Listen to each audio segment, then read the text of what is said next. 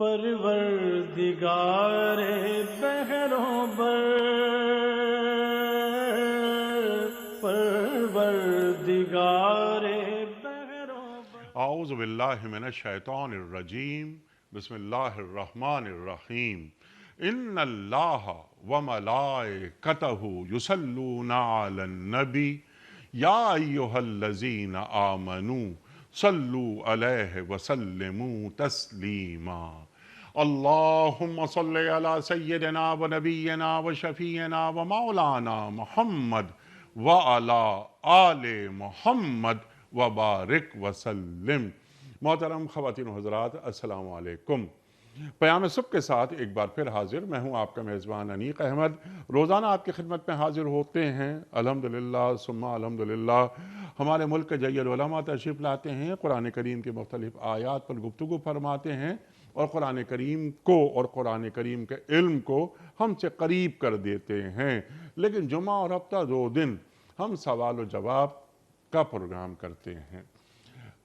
ان 2 دنوں میں ہم آپ کی جانب سے آئے ہوئے سوالات اپنے عہد کے ایک جید مفتی صاحب کی خدمت میں پیش کرتے ہیں اور ان سے حاصل کرتے ہیں اپنے لیے رہنمائی قرآن و سنت کی روشنی میں۔ کچھ سوالات ہم پاکستان کے مختلف شہروں میں کھڑے ہو کر ریکارڈ کرتے ہیں عوام الناس سے۔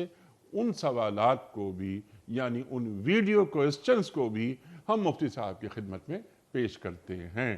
آج کے ہمارے معزز مہمان محترم مفتی منیب الرحمان صاحب۔ خواتین و حضرات، مفتی منیب الرحمان صاحب ہمارے ملک کا ایک محبوب اور مقبول نام، طویل عرصے سے بلکہ شروع ہی سے ہمارے ساتھ ہیں اور ہم ہمیشہ مفتی صاحب سے سیکھتے ہیں۔ کئی کتابوں کے مصنف اور روزنامہ دنیا کے مسلسل اور مستقل کالم نگار محترم مفتی منیب الرحمان صاحب۔ مفتی صاحب کو خوش آمدید کہتے ہوئے پروگرام کا آغاز اللہ تعالیٰ کے بابرکت نام سے، سورہ نبا اور آیات 1 سے 11۔ اعوذ باللہ من الشیطان الرجیم، بسم اللہ الرحمن الرحیم۔ عَمَّ يَتَسَاءَلُونَ عَنِ النَّبَإِ الْعَظِيمِ الَّذِي هُمْ فِيهِ مُخْتَلِفُونَ كَلَّا سَيَعْلَمُونَ ثُمَّ كَلَّا سَيَعْلَمُونَ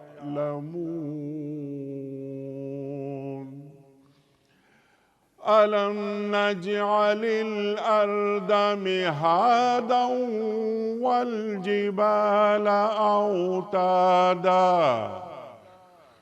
وَخَلَقْنَاكُمْ أَزْوَاجًا وَجَعَلْنَا نَوْمَكُمْ سُبَاتًا وَجَعَلْنَا اللَّيْلَ لِبَاسًا وَجَعَلْنَا النَّهَارَ مَعَاشًا۔ صدق اللہ العظیم۔ یہ لوگ کس چیز کے بارے میں پوچھ گچھ کر رہے ہیں؟ کیا اس بڑی خبر کے بارے میں جس کے متعلق یہ مختلف چہمہ گوئیاں کرنے میں لگے ہوئے ہیں؟ ہرگز نہیں، ان قریب انہیں معلوم ہو جائے گا۔ ہاں، ہرگز نہیں، ان قریب انہیں معلوم ہو جائے گا۔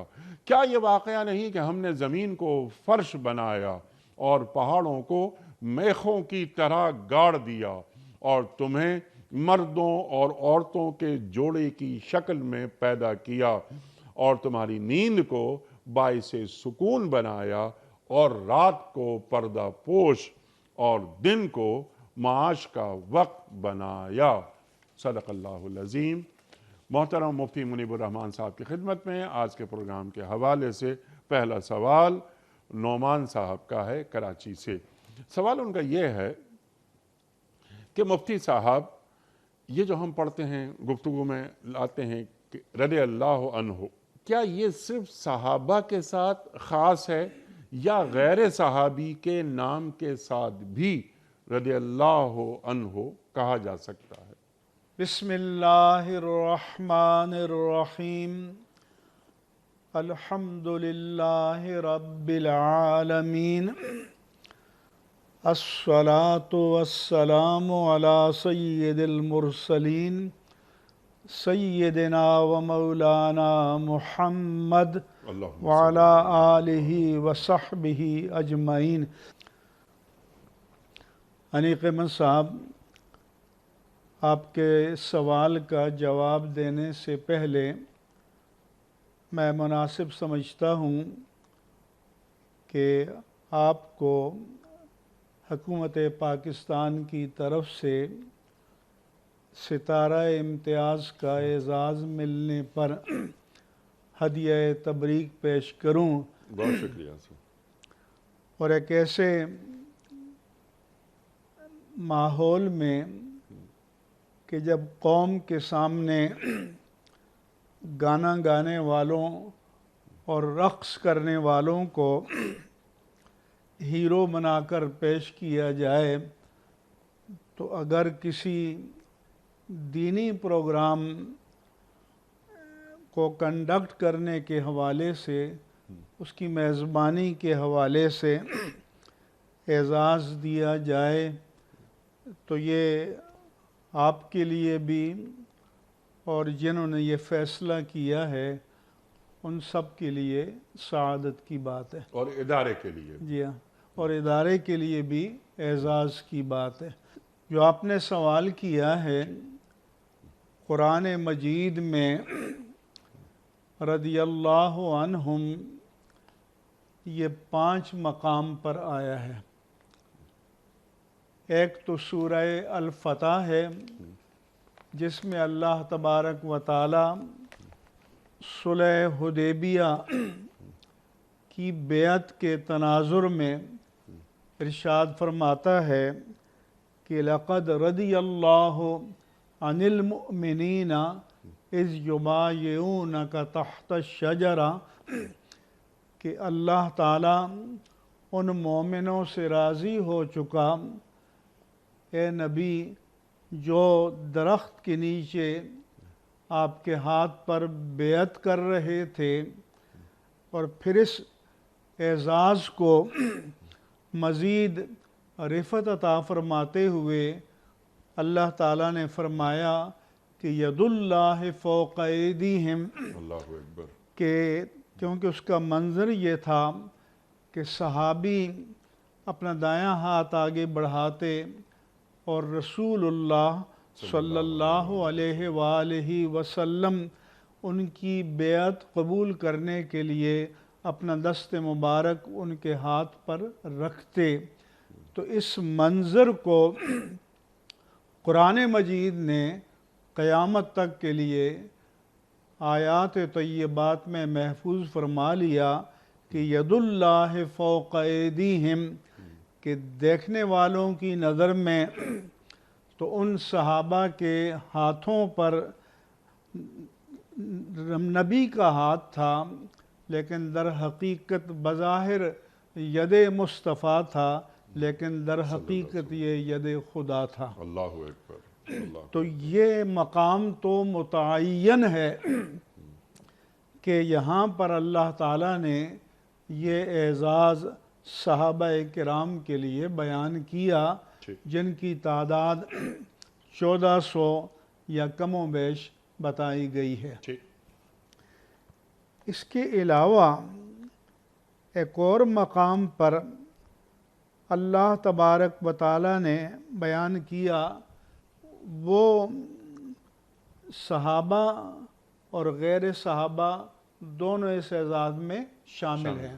فرمایا اللہ تعالیٰ نے کہ وَالسَّابِقُونَ الْأَوَّلُونَ مِنَ الْمُهَاجِرِينَ وَالْأَنصَارِ وَالَّذِينَ اتَّبَعُوهُمْ بِإِحْسَانٍ رَضِيَ اللَّهُ عَنْهُمْ وَرَضُوا عَنْهُ وَأَعَدَّ لَهُمْ جَنَّاتٍ تَجْرِي تَحْتَهَا الْأَنْهَارُ خَالِدِينَ فِيهَا أَبَدًا ذالک الفوز العظیم، کہ اور مہاجرین اور انصار میں سے وہ جو ایمان لانے میں سبقت لے گئے، اور پھر وہ کہ اتبعوہم بے احسان، کہ جنہوں نے احسان کے ساتھ ان صحابہ کرام مہاجرین و انصار کی پیروی کی۔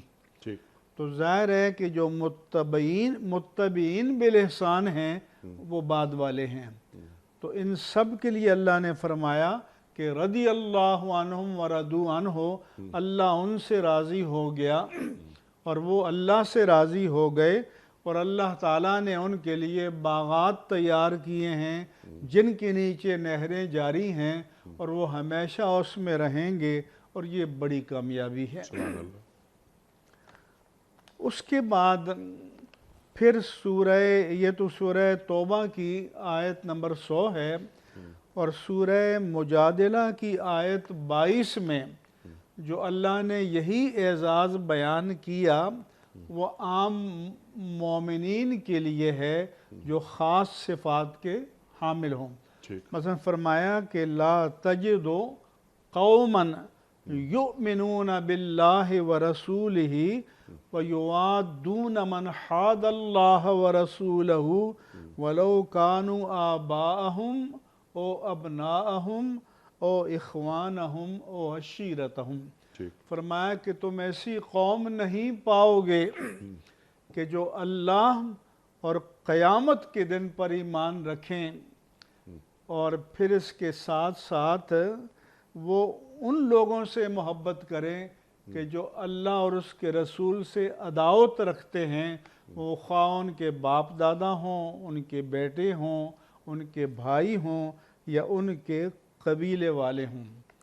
تو دونوں میں فرق بتا دیا کہ وہ لوگ کہ جو اللہ اور قیامت کے دن پر ایمان رکھتے ہیں لیکن اللہ اور اس کے رسول کے دشمنوں سے صلی اللہ علیہ وسلم۔ دوستی نہیں رکھتے، اولئک کتب فی قلوبہم الایمان، ان کے دلوں میں اللہ نے ایمان کو لکھ دیا ہے، ثبت کر دیا ہے، وَأَيَّدَهُمْ بِرُوحٍ مِّنْهُ، اور اپنی جانب سے پسندیدہ روح سے ان کی تائید فرمائی، وَيُدْخِلُهُمْ جَنَّاتٍ تَجْرِي مِن تَحْتِهَا الْأَنْهَارُ، اور انہیں داخل کرے گا ایسے باغات میں جن کے نیچے نہریں جاری ہیں، خالدین فیہا ابدا، اس میں ہمیشہ داخل رہیں گے، رضی اللہ عنہم ورضوا عنہ، سبحان اللہ۔ اللہ ان سے راضی ہو گیا اللہ اور اکبر۔ وہ اللہ سے راضی ہو گئے۔ اولئک حزب اللہ، یہ اللہ کی جماعت ہے، الا ان حزب اللہ هم المفلحون، سنو اللہ کی جماعت ہی غالب آنے والوں کی ہے، جماعت ہے۔ یہ عام مومنین کے لیے ہے ٹھیک، جو ان صفات کے حامل ہوں، یہاں صحابہ کے لیے بطور خاص نہیں بیان کیا۔ اس کے بعد اللہ تبارک و تعالی نے سورہ بینہ میں فرمایا کہ ان الذین آمنوا وعملوا الصالحات اولئک هم خیر البریہ، کہ جو لوگ ایمان لائے اور انہوں نے نیک کام کیے وہ بہترین مخلوق ہیں، جزاؤہم عند ربہم جنات عدن تجری من تحتها الانہار خالدین فیہا ابدا، ان کی جزا ان کے رب کے نزدیک ایسے باغات ہیں جن کے نیچے نہریں جاری ہوں گی اور وہ اس میں ہمیشہ رہیں گے، رضی اللہ عنہم ورضوا عنہ، اللہ ان سے راضی ہو گیا اور وہ اللہ سے راضی ہو گئے، ذالک لمن خشی ربہ، یہ ہر اس کے لیے ہے کہ جس کے دل میں اپنے پروردگار کی خشیت ہو اور خوف ہو۔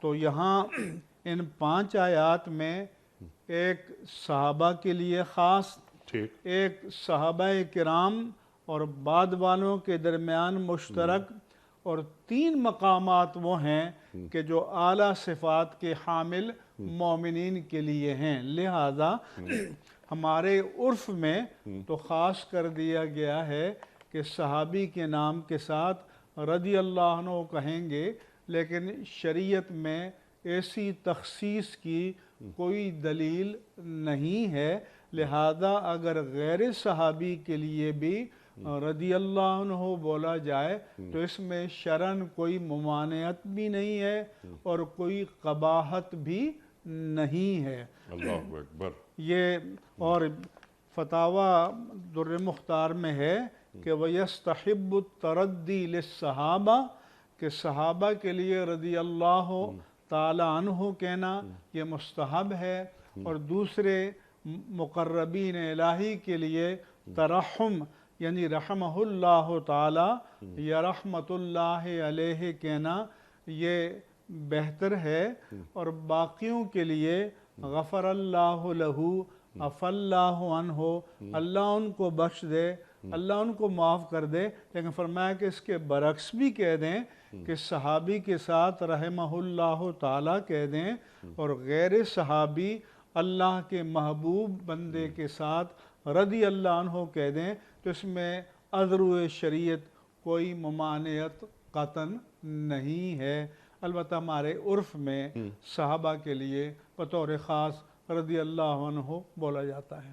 سبحان اللہ، سبحان اللہ، بالکل وضاحت سے آپ نے یہ بات پہنچا دی کہ صحابہ کے ساتھ تو بولا ہی جاتا ہے جیسے عرف میں آپ نے بیان فرمایا، لیکن اللہ تعالیٰ کے خاص لوگ اہل ایمان اپنے اوصاف میں جو بلند ہیں ان کے لیے خود اللہ نے قرآن مجید میں بیان فرما دیا۔ سبحان اللہ، سبحان اللہ۔ جاوید اقبال صاحب کا سوال ہے اگلا، وہ یہ پوچھنا چاہتے ہیں کہ مایوسی کفر ہے، یہ کہنا شرعاً کیسا ہے؟ انیق احمد صاحب، یہ قرآن مجید میں دو کلمات آئے ہیں، ایک تو قنوت ہے مایوسی کے لیے، لا تقنطوا من رحمت اللہ، جیسے ڈس اپوائنٹمنٹ کہتے ہیں انگریزی میں، جی جی جی۔ دوسرا یاس ہے۔ تو اللہ تعالیٰ نے فرمایا کہ قل یا عبادی الذین اسرفوا علی انفسہم، اے رسول کہہ دیجئے اے میرے بندو جنہوں نے اپنی بدعمالیوں کی وجہ سے اپنے آپ پر زیادتی کر لی ہے، لا تقنطوا من رحمت اللہ، سبحان اللہ، اللہ کی رحمت سے نا امید نہ ہو جاؤ، ان اللہ یغفر الذنوب جمیعا، بے شک اللہ تعالیٰ اس کی شان رحیمی اور کریمی متوجہ ہو جائے تو سب گناہوں کو معاف فرما دیتا ہے۔ پھر فرمایا کہ سورہ یوسف میں وَلَا تَيْأَسُوا مِن رَوْحِ اللَّهِ، کہ اللہ تعالیٰ کی رحمت سے نا امید نہ ہو جاؤ، فَإِنَّهُ لَا يَيْأَسُ مِن رَوْحِ اللَّهِ إِلَّا الْقَوْمُ الْكَافِرُونَ، اللہ کی رحمت سے صرف کافر لوگ ہی نا امید ہوتے ہیں۔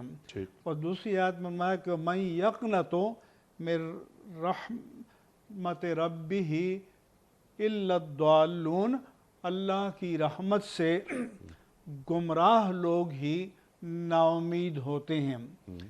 پھر بعض حدیثوں میں ہے کہ فرمایا کہ ان من الکبائر، کبیرہ گناہوں میں سے الاشراک باللہ، اللہ کے ساتھ شریک ٹھہرانا، والیاس من روح اللہ، اللہ کی رحمت سے نا امید ہونا، والقنوط من رحمت اللہ، اللہ کی رحمت سے نا امید ہونا، والامر من مکر اللہ، اور اللہ کی پکڑ سے بے خوف ہو جانا، یعنی دل سے اللہ کے خوف کا نکل جانا۔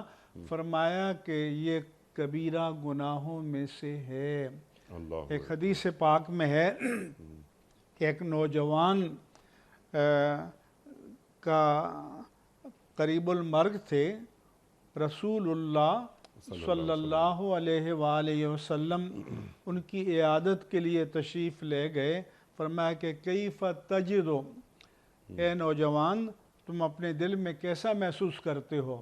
انہوں نے کہا کہ میں دل میں فرمایا کہ ارجو من رحمت اللہ، اللہ کی رحمت پر مجھے امید بھی ہے، والخوف من ذنوبی، اور اپنے گناہوں کا خوف بھی ہے۔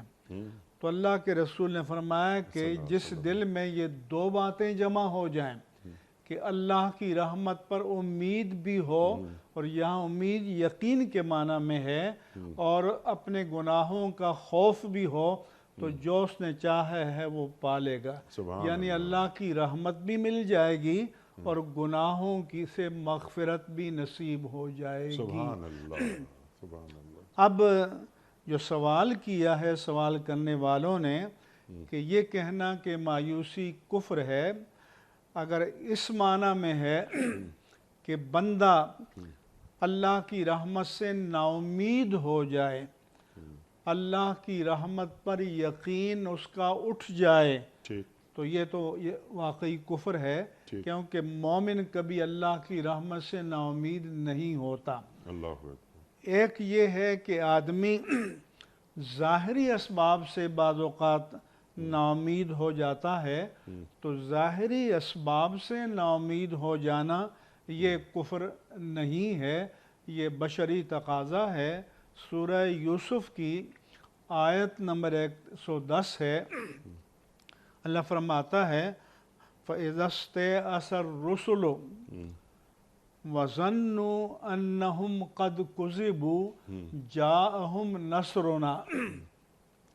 بعض مترجمین نے تو ترجمہ کیا ہے کہ جب رسول نا امید ہو گئے، لیکن جو محتاط مترجمین ہیں، جو وہ ترجمہ کرتے ہیں جو تفسیری ترجمہ کہلاتا ہے، انہوں نے ترجمہ کیا ہے امام محمد رضا قادری نے کہ جب رسول ظاہری اسباب سے مایوس ہو گئے، یا جب رسول قوم کے ایمان لانے سے مایوس ہو گئے کہ اب لگتا ہے کہ ان کے مقدر میں ایمان نہیں ہے، یہ ایک طرف وَظَنُّوا أَنَّهُمْ قَدْ كُذِبُوا، اور جن کفار کو رسولوں نے عذاب الہی کی وعید سنائی تھی، انہوں نے گمان کیا کہ ان سے جھوٹ بولا گیا ہے، تو جاءہم نصرنا، ہماری مدد آئی، اور پھر وہ اس انجام سے دوچار ہو گئے جس کی وعید ان کو سنائی گئی ہے۔ اس لیے اللہ تعالیٰ کی رحمت سے، اس کی مغفرت سے نا امید ہونا یہ تو شرعاً جائز نہیں ہے۔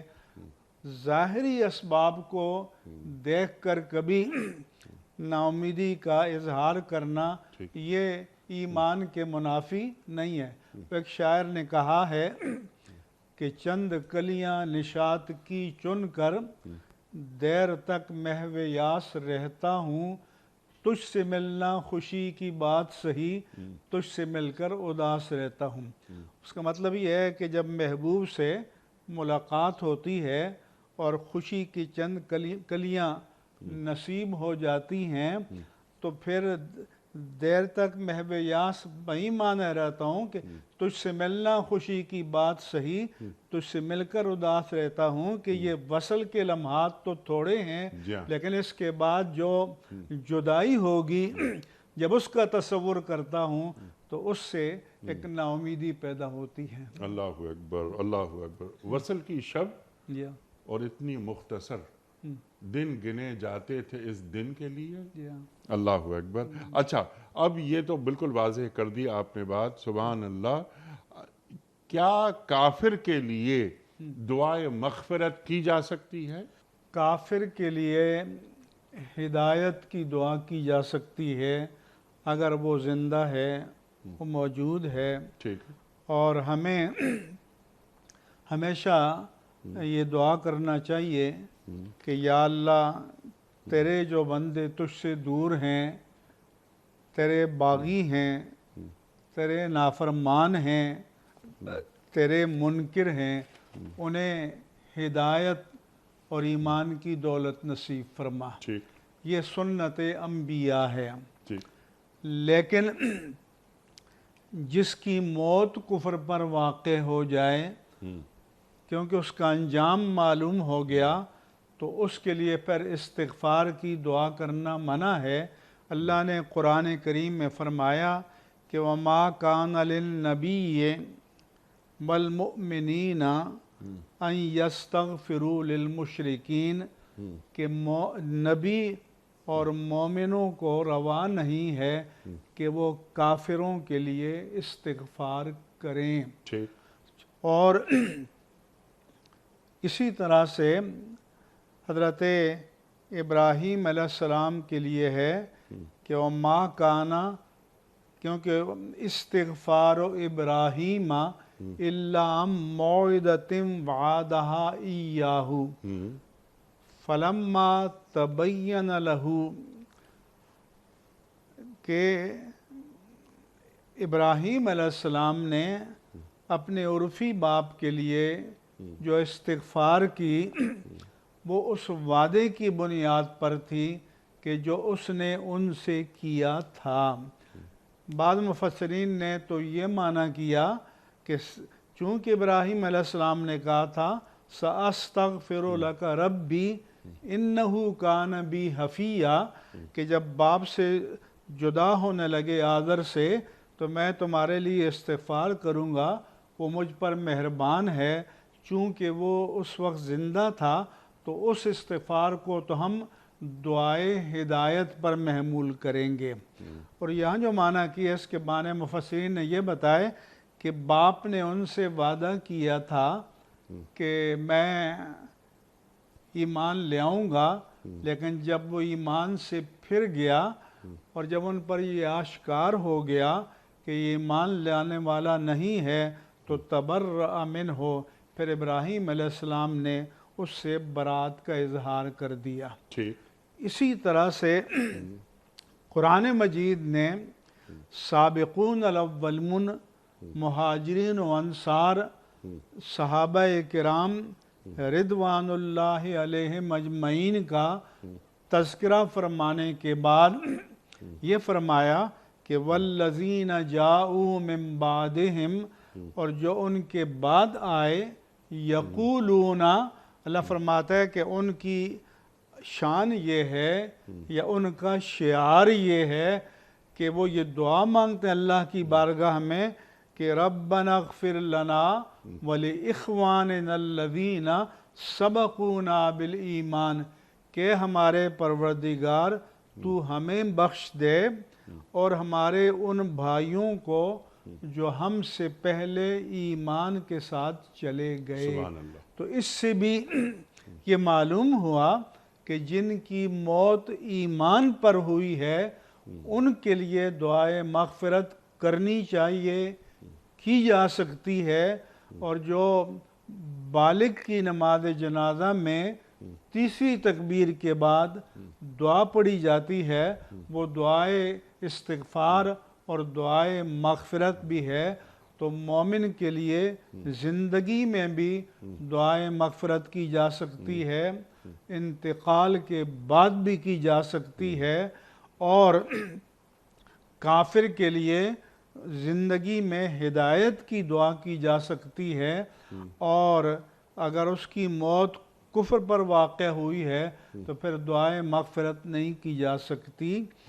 رسول اللہ صلی اللہ علیہ وآلہ وسلم جب کفار کے بڑوں کو خط لکھتے تھے تو بسم اللہ الرحمن الرحیم من محمد الرسول اللہ الی ہرقل عظیم الروم، کہ آپ نے خط لکھا ہرقل کو جو رومیوں کا سربراہ تھا کہ یہ خط اللہ کے نام سے شروع جو نہایت مہربان اور رحم والا ہے، یہ محمد الرسول اللہ صلی اللہ علیہ وآلہ وسلم کی طرف سے ہرقل کی طرف ہے کہ جو رومیوں کا سردار ہے، اور والسلام علی من اتبع الہدی، سلام اس پر ہے جو ہدایت قبول کر لے، قبول کرے۔ سبحان اللہ، سبحان اللہ۔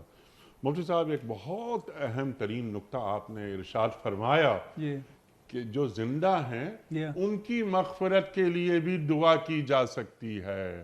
ہمارے پاس عام طور پر ایک تصور ہے کہ جو دنیا سے چلے گئے ہاں لیکن ان کی مغفرت کے لیے ہی دعا کریں، لیکن اللہ تعالی ہمیں تعلیم کر رہا ہے، ہمارا دین ہمیں تعلیم کر رہا ہے، اللہم اغفر لی بالکل اللہ نے حینا تعلیم ومیتنا۔ فرمائی ہے کہ ربنا اغفر لنا ذنوبنا واسرافنا فی امرنا وثبت اقدامنا وانصرنا علی الکافرین۔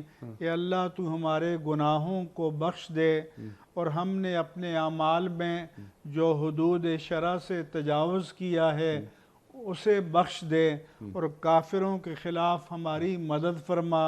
پھر سورہ بقرہ کے آخری رکوع کی آخری آیت میں فرمایا، ایسے وہ ساری کی دعا بڑی پیاری ہے کہ ربنا ولا تحمل علینا ربنا لا تؤاخذنا ان نسینا او اخطانا۔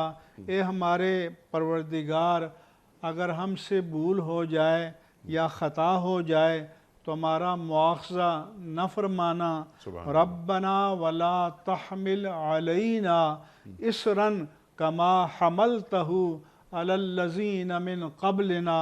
اے اللہ تو نے تیری ذات کریمی نے جو اپنے احکام کا بھاری بوجھ ہم سے پہلوں پر ڈالا ہم پر نہ ڈال۔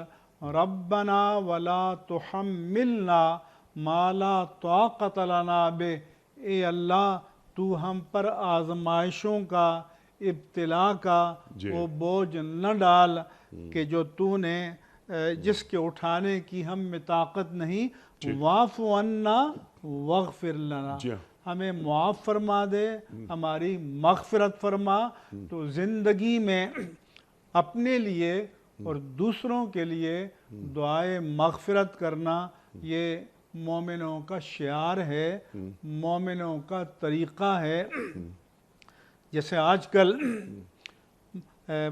طوفانی بارشیں ہیں، آفتیں ہیں، حدیث پاک میں آتا ہے کہ رسول اللہ صلی اللہ علیہ وآلہ وسلم جمعے کے خطبے کے لیے کھڑے ہوئے تو ایک شخص آیا، اس نے عرض کی کہ یا رسول اللہ ہلکت المواشی وانقطعت السبل، کہ مویشی ہلاک ہو گئے اور راستے بند ہو گئے، یعنی خشک سالی کی وجہ سے مویشی نہ چارہ دستیاب ہے نہ پانی دستیاب ہے، تو حیات انسانی اور حیات حیوانی کے لیے خطرات پیدا ہو گئے ہیں۔ اور راستے بند ہونے کے معنی یہ ہیں کہ جب زندگی کے آثار ہوں تو لوگ سفر کرتے ہیں تجارت کے لیے، معاش کے لیے، روزی کے لیے۔ جب آثار ختم ہو جائیں تو لوگ تھک ہار کر بیٹھ جاتے ہیں۔ تو حدیث پاک میں آتا ہے کہ رسول اللہ صلی اللہ علیہ وسلم نے اسی وقت اپنے ہاتھ پھیلائے اور دعا فرمائی۔ بعض روایات میں کہ آپ نے ہاتھ، عام سنت تو یہ ہے کہ جب دعا کرے تو ہتھیلی کا رخ چہرے کی طرف ہو اور دعا کے بعد چہرے پر ہاتھ پھیرنا چاہیے، لیکن ایک روایت میں کہ اس موقع پر آپ نے ہاتھوں کو الٹا رکھا کہ یا اللہ جیسے کہ میں نے ہاتھ کی کیفیت بدل دی ہے ہمارے حالات کو بدل دے۔ سبحان اللہ۔ صحابہ کہتے ہیں کہ مطلب بالکل صاف تھا، سورج چمک رہا تھا کہ اچانک ایک بادل کا ٹکڑا آیا، پھر وہ پھیل گیا اور پھر بارش برسنا شروع ہو گئی۔ سبحان اللہ۔ پھر ہفتہ بھر بارش برستی رہی۔ اگلے جمعے کو حضور پھر خطبے کے لیے کھڑے ہوئے تو ایک شخص کھڑا ہوا، یا تو وہی شخص تھا یا کوئی اور، کہ یا رسول اللہ ہلاکت المواشی انقطعت السبل، کہ مویشی ہلاک ہو گئے کیونکہ کوئی سیلاب میں، جیسے آج کل سیلابوں میں مویشی بہہ جاتے ہیں، بعض اوقات انسان بھی سیلاب کی نظر ہو جاتے ہیں اور راستے بند ہو گئے ہیں، آپ ہمارے لیے دعا کریں کہ یہ بارش تھم جائے۔ حضور نے اسی وقت دعا فرمائی کہ اللہم حوالینا ولا علینا، یا اللہ اس کو ہم سے دور کر دے، ہم پر نہ برسا۔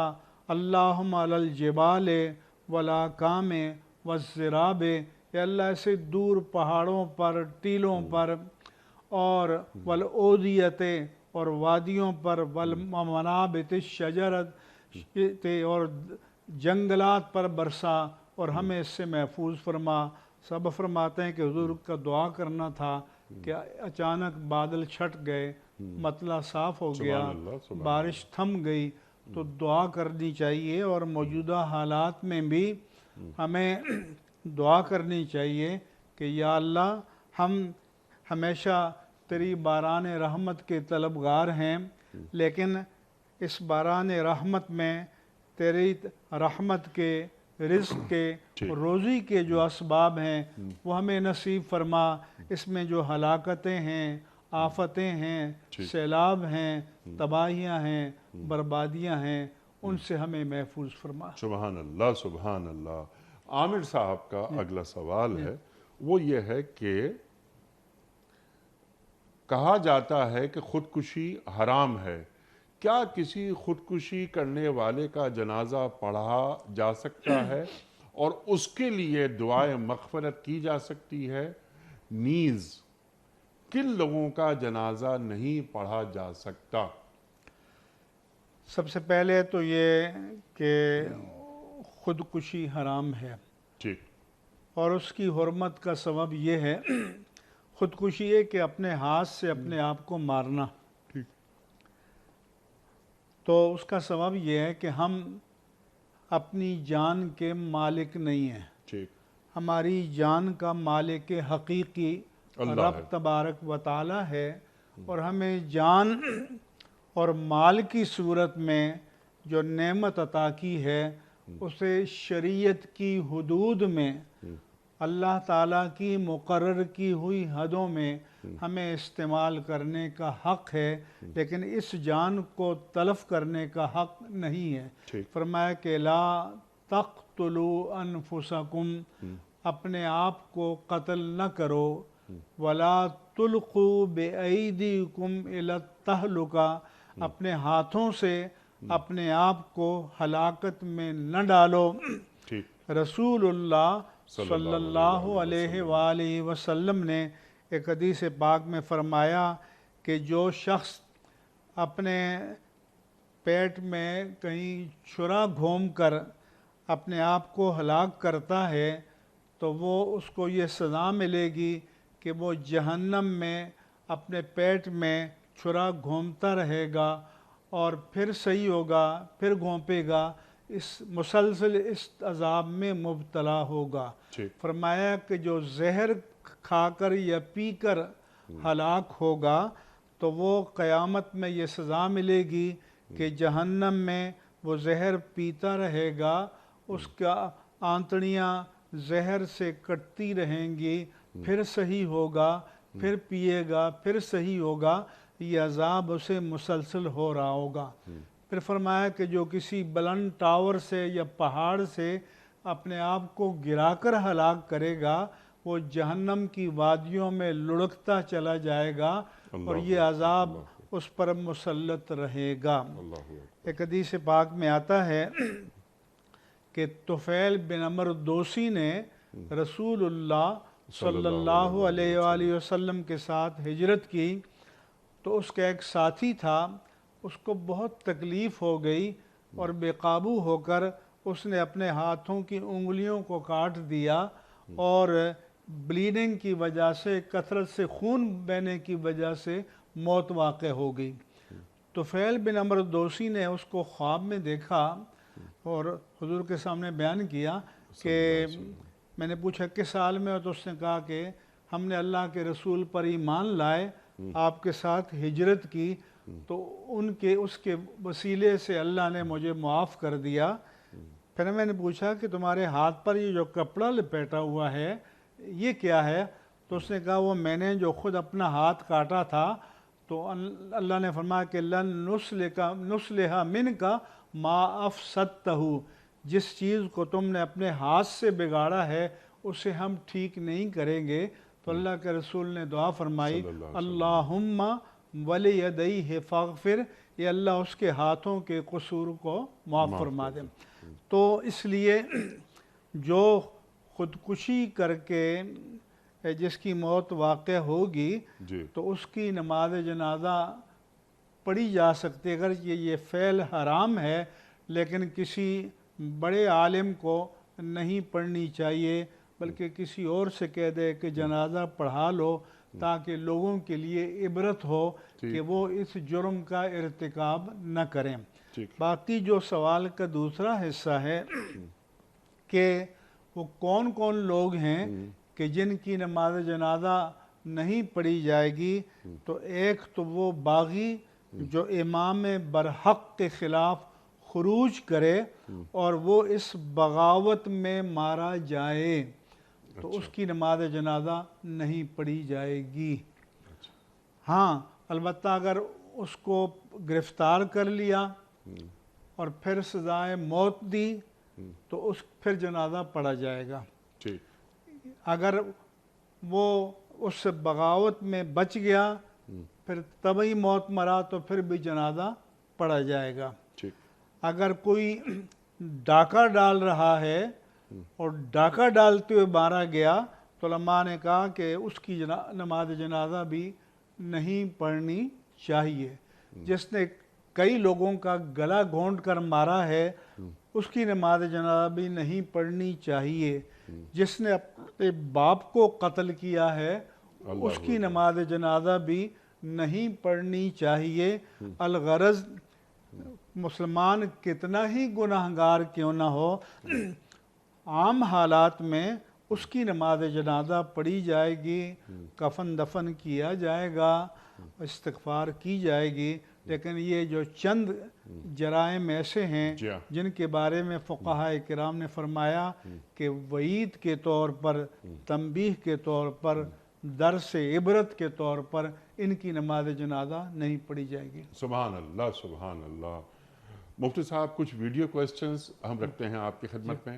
پہلا سوال مفتی صاحب کی خدمت میں۔ السلام علیکم مفتی صاحب، میرا سوال آپ سے یہ ہے کہ جیسے کہ نبی پاک صلی اللہ علیہ وسلم کی زندگی تمام امت مسلمہ خاص کر نوجوانوں کے لیے ایک مثال راہ ہے، تو ہم جیسے دینی پروگراموں میں دیکھتے ہیں کہ ان کی انفرادی زندگی کے حوالے سے زیادہ بات کی جاتی ہے، ان کا اوڑھنے پہننے کا طریقہ، ان کا نہانے غسل کا طریقہ، حالانکہ اصل ان کی جو زندگی اجتماعیت کی ایک زندگی ہے جو امت مسلمہ کے لیے ایک بہت بڑا پہلو ہے، ایک بہت بڑا روشن مینار ہے، تو ہمیں کیا اس حوالے سے یوتھ کو آگاہ نہیں کرنا چاہیے؟ اور اگر نہیں کرنا چاہیے تو اس حوالے سے کوئی اقدامات کیوں نہیں کیے جا رہے ہیں؟ مفتی صاحب میرا خیال ہے کہ بہت اہم سوال، بہت بڑا سوال اور ایک نوجوان کی طرف سے آیا کہ محض چند سنتوں کی جو ادائی ہے اسی کو دین سمجھ لیا گیا ہے، لیکن جو سنت سے سیرت برآمد ہوتی ہے اور خاص طور پہ فوکس کیا گیا ہے نوجوان کو، ایک مسلمان نوجوان سیرت مصطفیٰ صلی اللہ علیہ وآلہ وسلم سے کیا کیا چیزیں سیکھتا ہے؟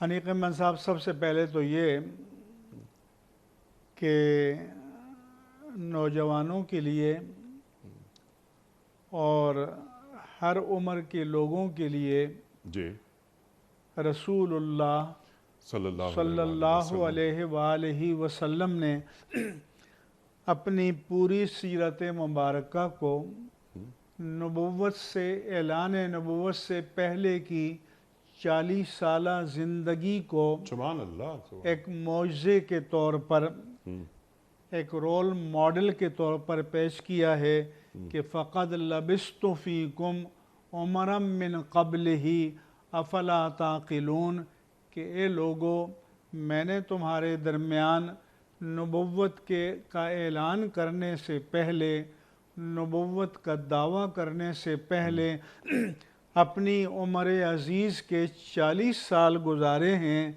تو کیا تم سمجھتے نہیں ہو اس میں میرا بچپن بھی ہے، لڑکپن بھی ہے، آغاز شباب بھی ہے، عنفوان شباب بھی ہے اور پختہ عمر کی دہلیز بھی ہے؟ کیا میری اس زندگی کے ان تمام مدارج میں تم نے میرے کردار میں، میرے اخلاق میں، میرے برتاؤ میں کوئی جھول، کوئی داغ، کوئی دھبا، کوئی عیب، کوئی کمی، کوئی قابل گرفت بات دیکھی ہے؟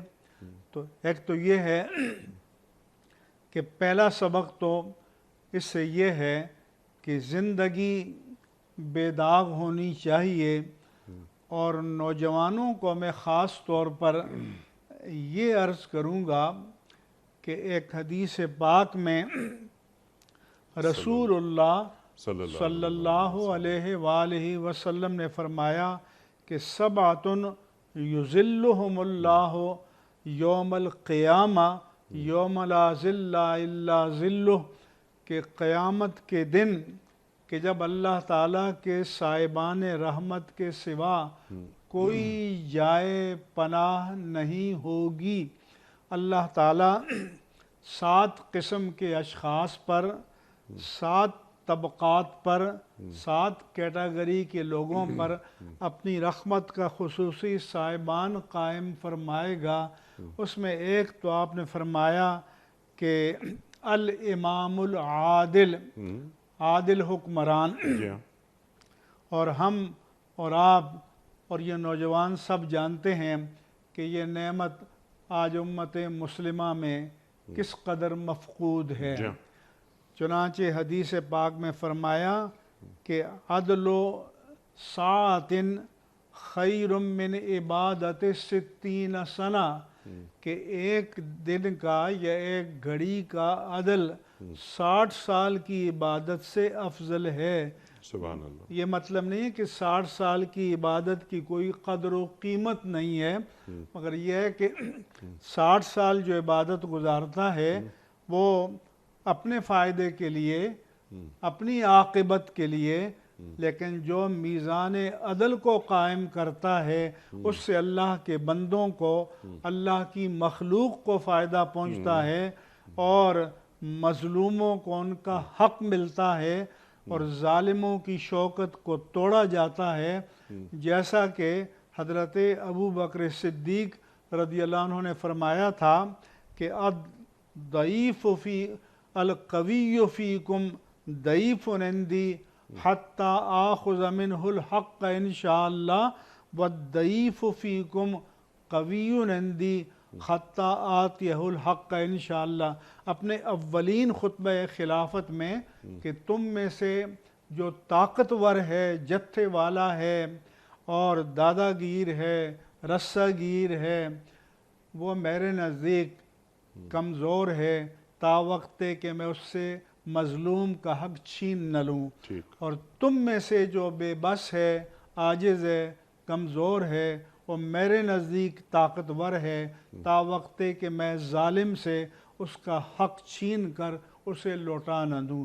اور نوجوانوں کے لیے فرمایا کہ دوسری کیٹیگری شاب نشا فی عبادت اللہ عز وجل، کہ وہ نوجوان کہ جس نے آغاز شباب میں اپنی زندگی اللہ عز وجل کی عبادت میں گزاری ہو، کیونکہ جوانی میں انسان کی جو غضبانی قوت ہے، حیوانی قوتیں ہیں، شہوانی قوتیں ہیں، پورے عروج پر ہوتی ہیں، وہ شر کی طرف مائل کرتی ہیں، جو اس عالم میں اپنی ان تمام قوتوں کو لگام دے کر، کنٹرول کر کے شریعت کے تابع کر دیتا ہے۔ اللہ کے رسول نے فرمایا کہ وہ اللہ کو سب سے محبوب ہوتا ہے۔ اس لیے میں کبھی کبھی اپنی عمر کے بوڑھوں سے کہتا ہوں کہ شاید ہمارے 100 سجدوں کی وہ قیمت نہ ہو جو ایک نوجوان کے سجدے کی قیمت ہے اللہ تعالیٰ کی بارگاہ میں۔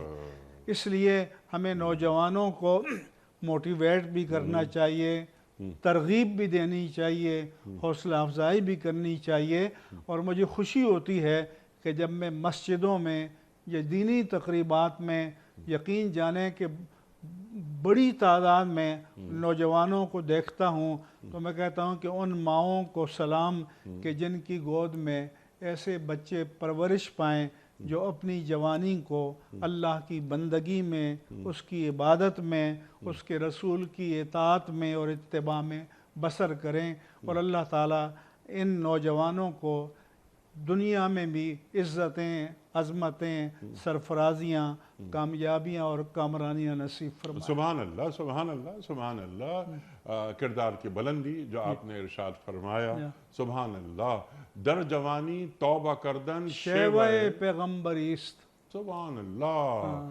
جوانی کی عبادت جی ہاں، پیغمبروں کا شیوا ہوتی بالکل، ہے، شعار نبوت ہے یہ۔ شعار نبوت۔ یہ جو جنگ فجار ہے، حلف الفضول ہے، سرکار دو عالم صلی اللہ علیہ وآلہ وسلم عمر مبارک کے آخری حصے میں بھی خواہش کر رہے ہیں کہ اگر مجھے اس قسم کے کسی معاہدے پر دستخط کرنے پڑیں تو مجھے خوشی ہوگی۔